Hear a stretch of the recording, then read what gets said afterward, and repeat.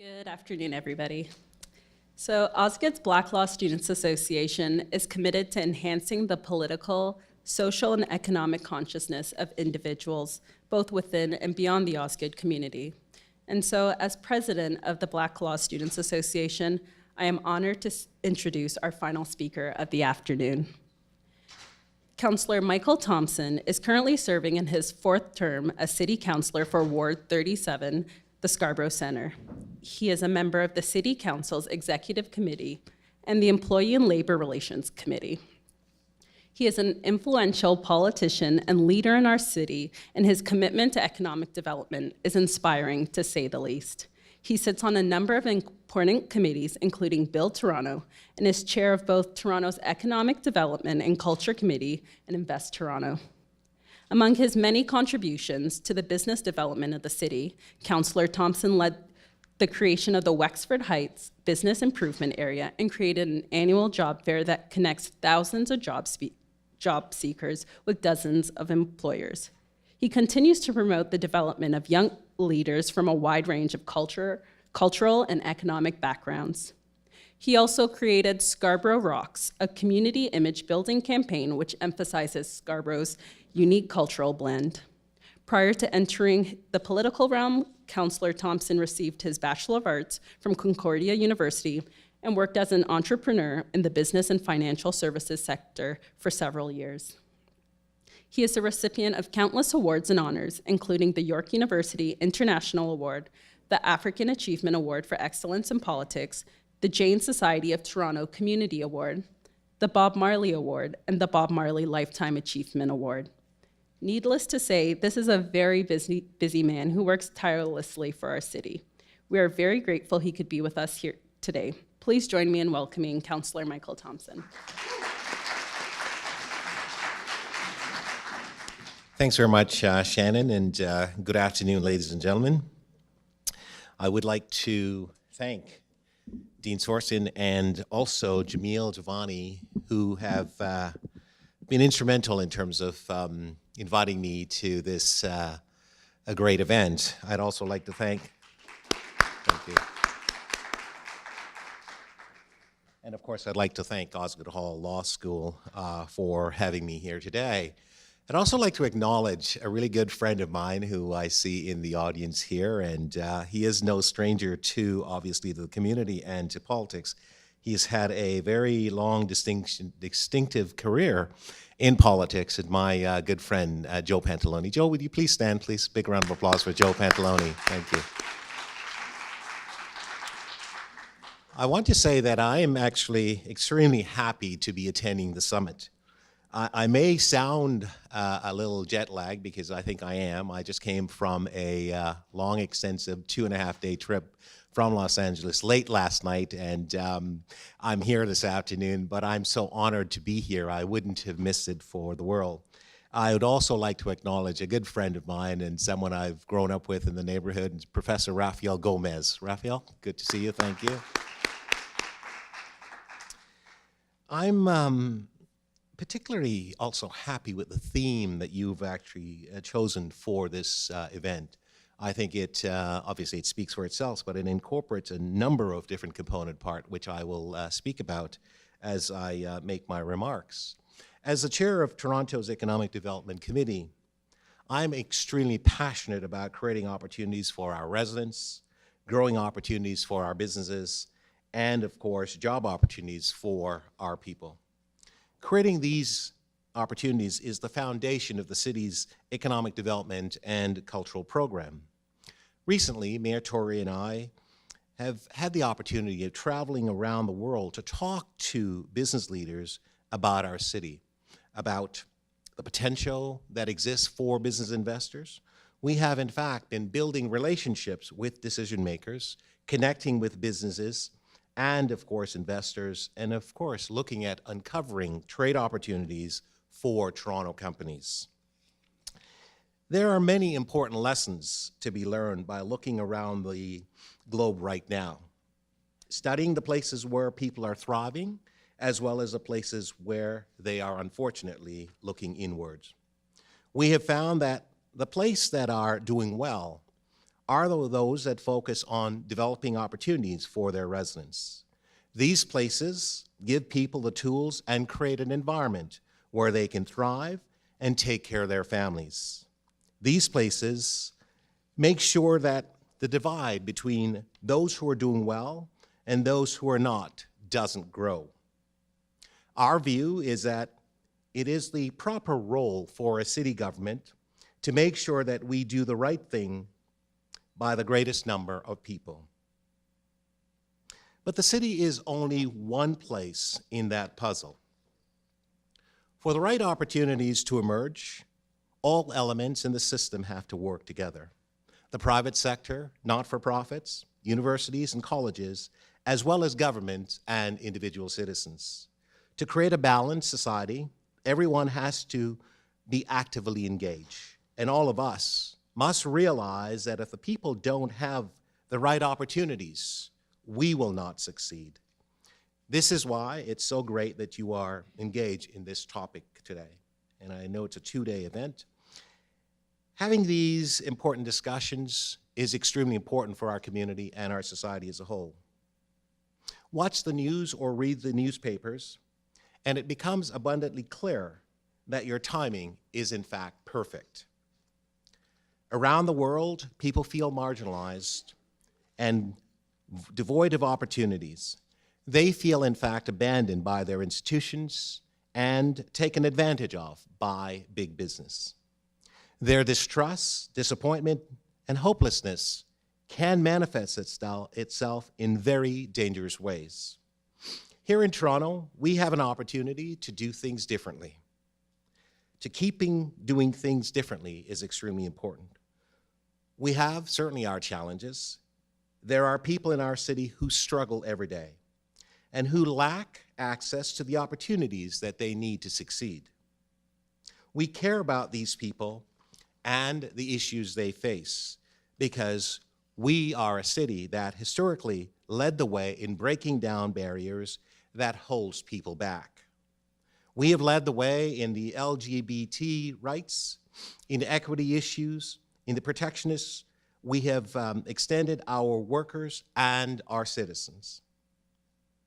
I'm confident that the City of Toronto can continue to lead as we navigate these interesting times.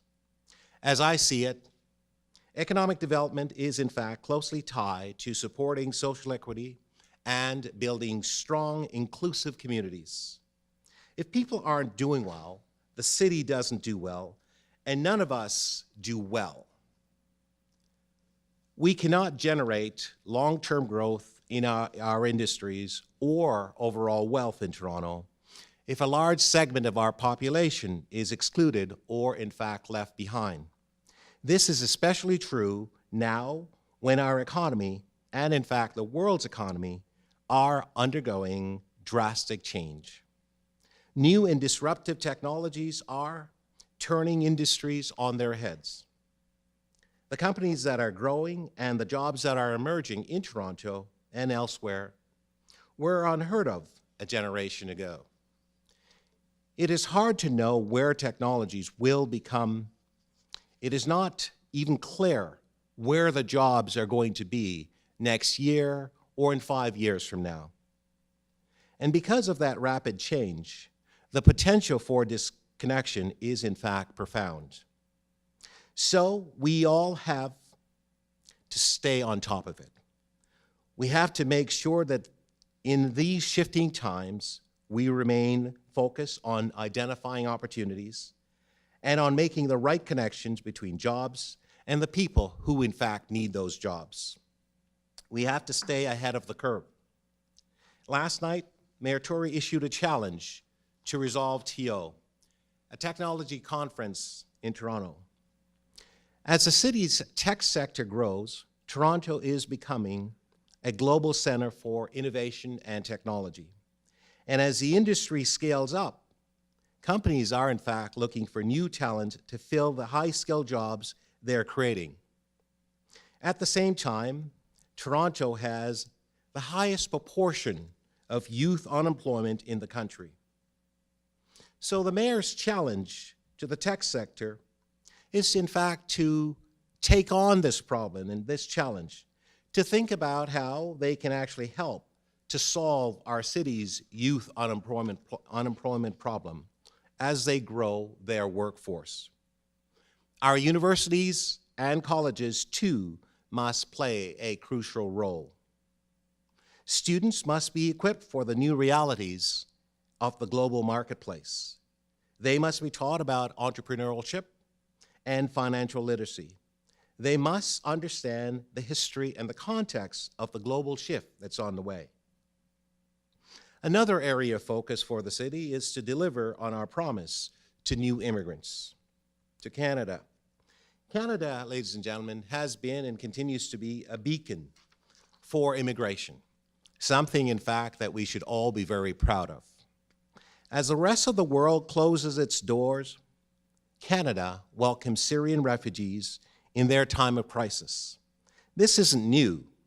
We have often reached out to a helping hand when people have found difficulties and challenges, and in fact have been forced from their homeland because of things like violence, wars, and persecutions in their homelands. But letting people in is not enough. Without a way to find a role in our economy and provide for their families, newcomers will struggle to belong and, in fact, feel truly at home in Canada. So we have to provide the path for people to do that. We have to make sure they have the tools they need to succeed. Our provincial and federal government must play a role, and so must all levels of our education system, providing credentials and also the certification process, and our training system must fit them better to find better ways to actually help to level the playing field for new Canadians and, in fact, to connect them to the jobs and the opportunities that exist. But new immigrants are not alone in their needs for special attention. The city is working hard to make inroads on high unemployment communities through a series of targeted programs. Last year, City Council voted to introduce a new social procurement system designed to increase the diversity of companies doing business with the City of Toronto.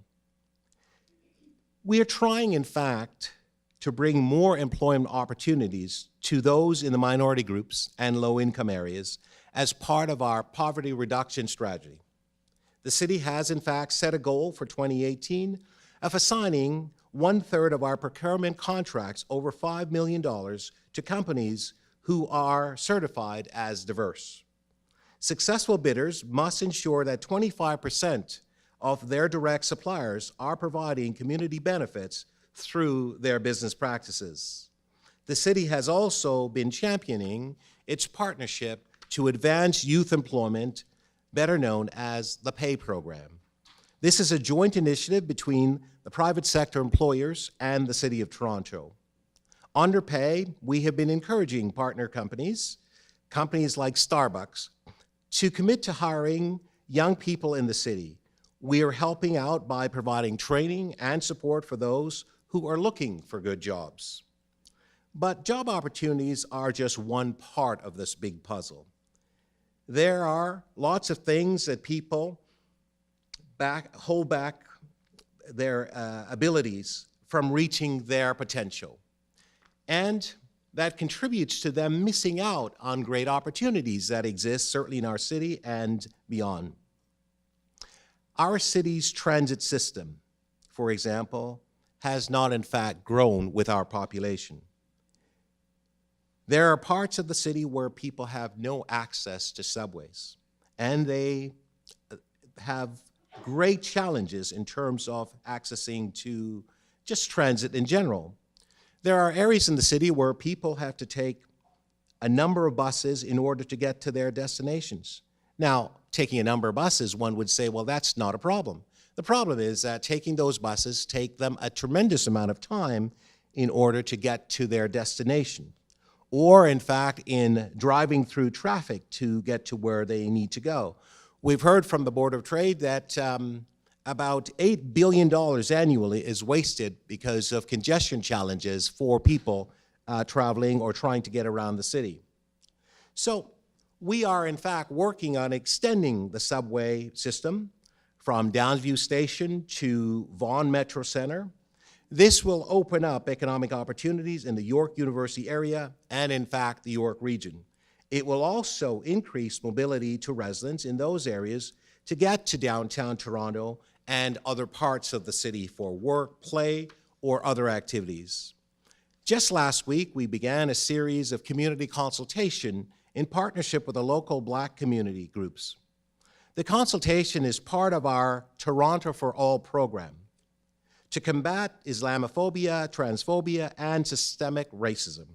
These consultations are designed to lead to real action, and we have created a participant handbook that presents all of the recommendations that have been made by government over the last 40 years in addressing the anti-Black racism in Toronto. We want the community to tell us which of these actions would have the most direct positive impact.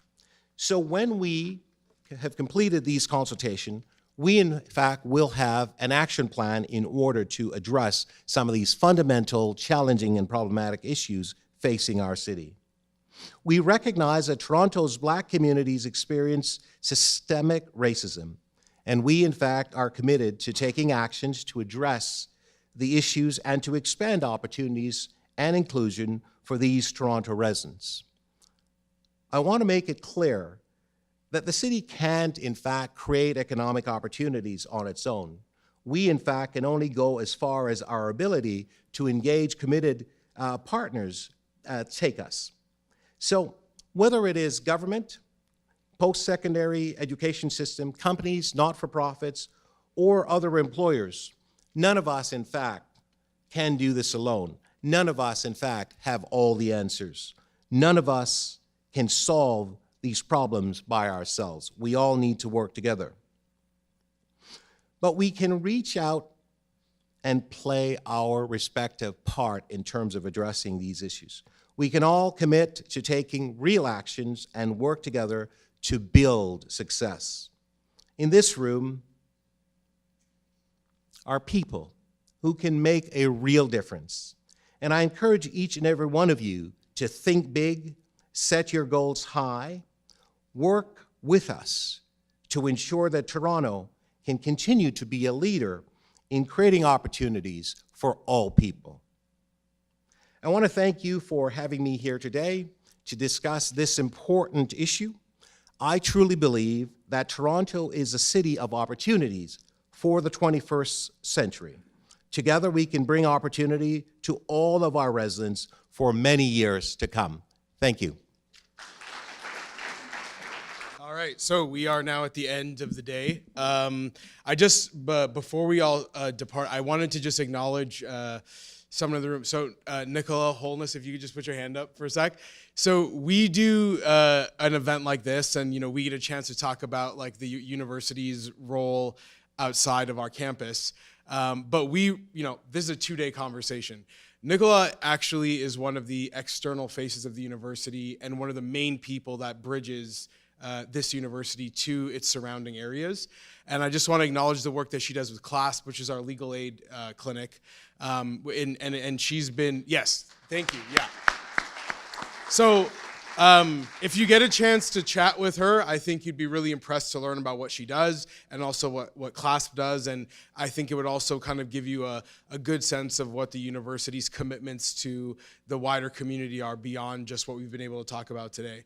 On that note, we will be continuing the conversation tomorrow. I hope many, if not all of you, will be there tomorrow as well. I know there will be plenty of folks who weren't able to take a day off work today who will be there here tomorrow. So it should be great. We will have a conversation about transportation, youth employment, pro bono business law. We will have folks from Keynote from BMO. About what it's like to hire and on the employer side of trying to make a difference in the opportunities issue. and also from Jillian Smith from the Toronto Board of Trade, who has an extensive career in the nonprofit sector and brings a lot of those insights to her work now in trying to coordinate what the city economy looks like. So I think it should be a great day. Thanks to all our speakers. Thank you to each of you for being here today. I hope you had a great time. And to our speakers, if you could make sure you're back here by 5, that'd be awesome. And anyone else who's here, we have this room, so you're welcome to hang out, talk to each other, chat, kick it, whatever you'd like to do. No rush to get out the door. So thank you very much. Hopefully I'll see you tomorrow.